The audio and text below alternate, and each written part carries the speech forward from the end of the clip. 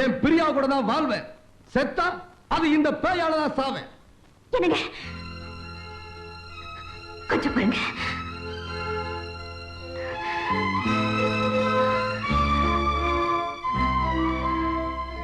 ஏங்க சாரதா வீட்டை விட்டு போயிட்டா உங்க பிரியாவோட சந்தோஷமா வாழ்ந்துருவீங்கல்ல? நிச்சயமா.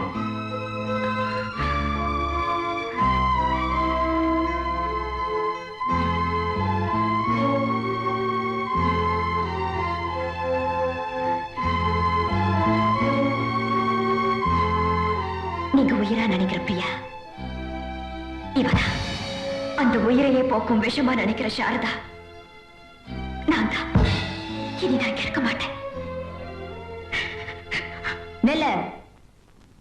நெல்லடி பிரியா.